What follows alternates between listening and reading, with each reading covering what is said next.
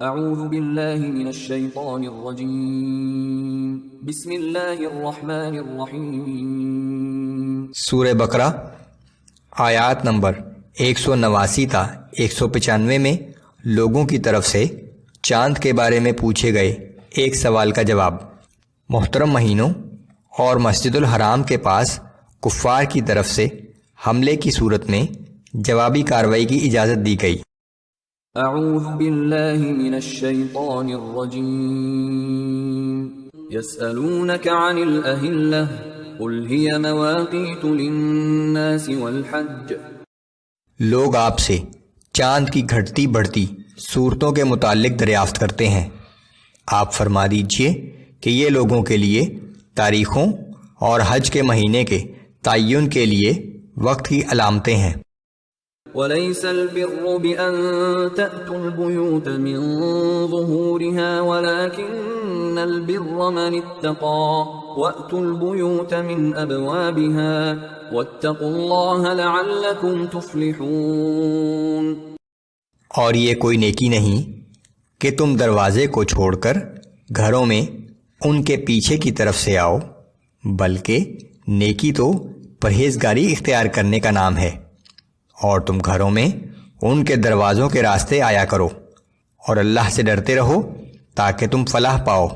حج کی عبادت جس کی ابتدا ابراہیم علیہ السلام کے زمانے میں ہوئی تھی، ظہور اسلام تک کسی نہ کسی حالت میں جاری و ساری تھی، لیکن اس دوران مشرکین مکہ نے دوسری عبادات کی طرح اس میں بھی بہت سی بدعتیں داخل کر لی تھیں۔ ان میں سے ایک یہ تھی کہ حج کے لیے احرام باندھ لینے کے بعد اگر انہیں گھروں میں داخل ہونے کی ضرورت پیش آتی تو ان دروازوں سے گھروں میں داخل نہ ہوتے جن دروازوں سے باہر نکلتے تھے، بلکہ مکانوں کے پیچھے سے کسی دوسرے راستے سے داخل ہوتے تھے اور اسے نیکی کی بات سمجھتے تھے۔ اس آیت میں ان کی اس بے بنیاد رسم کی نفی کی گئی ہے۔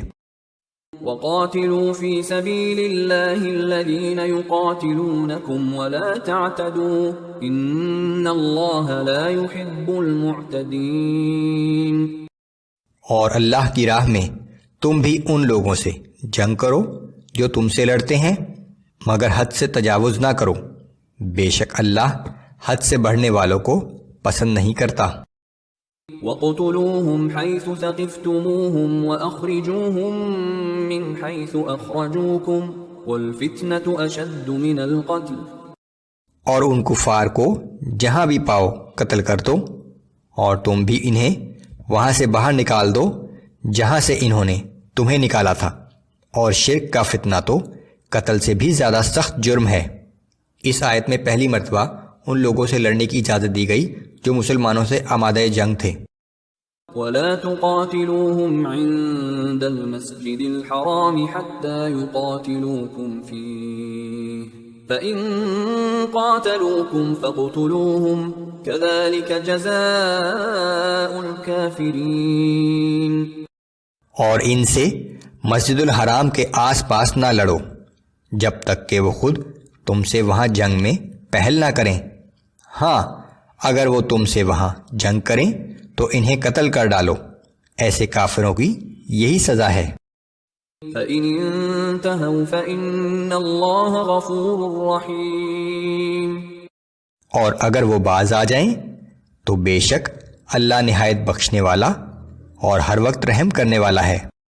وَقَاتِلُوهُمْ حَتَّى لَا تَكُونَ فِتْنَةٌ وَيَكُونَ الدِّينُ لِلَّهِ فَإِنِ انْتَهَوْا فَلَا عُدْوَانَ إِلَّا عَلَى الظَّالِمِينَ۔ اور ان سے اس وقت تک جنگ کرتے رہو جب تک کہ شرک کا فتنہ ختم نہ ہو جائے اور اللہ کا دین غالب ہو جائے، پھر اگر وہ باز آ جائیں تو سوائے ظالموں کے کسی کے خلاف اقدام مناسب نہیں۔ الشہر الحرام بالشہر الحرام والحرمات قصاص فمن اعتدى عليكم فاعتدوا عليه بمثل ما اعتدى عليكم واتقوا الله واعلموا ان الله مع المتقين۔ حرمت والا مہینہ بدلہ ہے حرمت والے مہینے کا، اور دیگر حرمت والی چیزیں ایک دوسرے کا بدل ہیں، پس اگر تم پر کوئی زیادتی کرے تو تم بھی اس زیادتی کی سزا دو۔